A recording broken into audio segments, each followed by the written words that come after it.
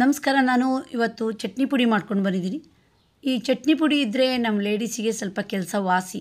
ಯಾಕಂದರೆ ಚಟ್ನಿ ಮತ್ತು ಸಾಗು ಇವೆಲ್ಲ ಮಾಡೋದು ತಪ್ಪುತ್ತೆ. ಹಾಗೆ ಈ ಚಟ್ನಿ ಪುಡಿಗೆ ಮೊಸರು ಹಾಕ್ಕೊಂಡು ತಿಂಡಿಗೆ ನಂಚ್ಕೊಬೋದು, ಕೊಬ್ಬರಿ ಎಣ್ಣೆ ಸಹಿತ ಹಾಕ್ಕೊಬೋದು, ಅನ್ನಕ್ಕೆ ಕಲಿಸ್ಕೊಂಡು ತಿನ್ಬೋದು. ಜೊತೆಗೆ ಈರುಳ್ಳಿ, ಸೌತೆಕಾಯಿ, ಸಂಡಿಗೆ, ಹಪ್ಪಳ ಎಲ್ಲ ನಂಚ್ಕೊಂಡ್ರೆ ಬಹಳ ರುಚಿ. ನಾನು ಇಲ್ಲಿ ಮಾಡ್ಕೊಂಡು ಬಂದಿರೋದು ಸಂಕ್ರಾಂತಿ ಎಳ್ಳು ಅಥವಾ ನಮ್ಮಲ್ಲಿ ನೆಗೆಳ್ಳು ಅಂತ ಹೇಳ್ತೀವಿ, ಅದ್ರ ಚಟ್ನಿ ಪುಡಿ. ಸಂಕ್ರಾಂತಿ ಹಬ್ಬ ಅಂದ ತಕ್ಷಣ ನೆಗೆಳ್ಳು ಮಾಡೋದು ಜಾಸ್ತಿ. ಹಾಗೆ ಅಕ್ಕಪಕ್ಕದವರು ತುಂಬ ಕೊಟ್ಬಿಡ್ತಾರೆ, ಆದರೆ ಹೆಚ್ಚಿಗೆ ತಿನ್ನೋಕ್ಕಾಗಲ್ಲ. ಹಾಗೆ ತುಂಬ ದಿನ ಇಟ್ಟರೂ ಅದರ ಪರಿಮಳ ರುಚಿ ಹೋಗುತ್ತೆ. ಇಲ್ಲಿ ಹುರುಗಡ್ಲೆ, ಶೇಂಗಾ, ಎಳ್ಳು, ಕೊಬ್ಬರಿ, ಬೆಲ್ಲ ಎಲ್ಲವನ್ನೂ ಒಂದು ಪ್ರಮಾಣದಲ್ಲಿ ಹಾಕಿರ್ತೀವಿ. ನಾನು ಈಗ 1 ಬೌಲಷ್ಟು ನೆಗೆಳ್ಳನ್ನು ಇಟ್ಕೊಂಡಿದ್ದೀನಿ. ಒಂದು ತಟ್ಟೆಯಲ್ಲಿ ಕರಿಬೇವಿದೆ, ಒಣಮೆಣಸಿದೆ, ಹಾಗೆ ಹಿಂಗಿದೆ.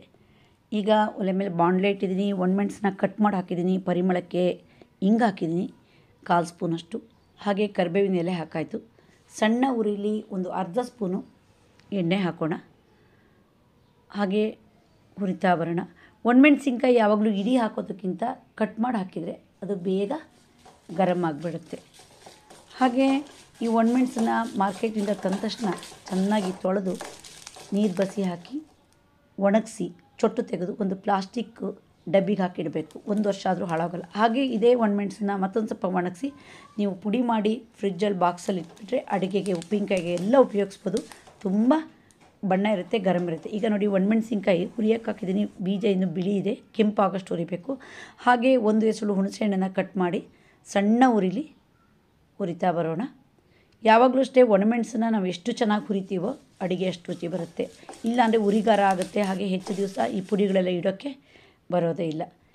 ಈಗ ಒಣಮೆಣಸಿನ್ಕಾಯಿ ಬೀಜ ನೋಡಿ ಬಣ್ಣ ಬಂದಿದೆ, ಹಾಗೆ ಕೆಂಪಾಗಿದೆ. ಗ್ಯಾಸ್ ಆಫ್ ಮಾಡೋಣ.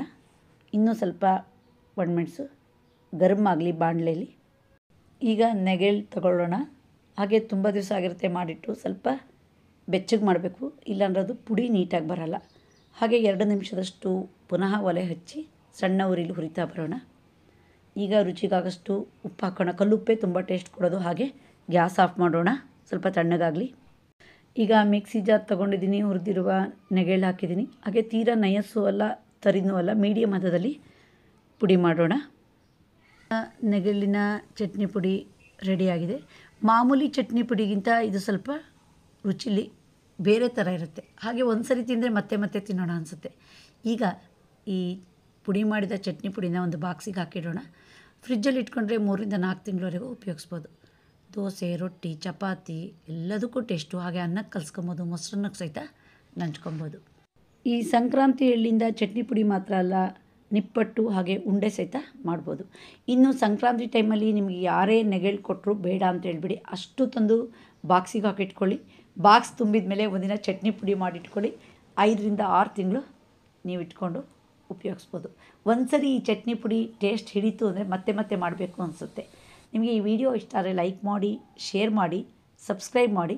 ಧನ್ಯವಾದಗಳು.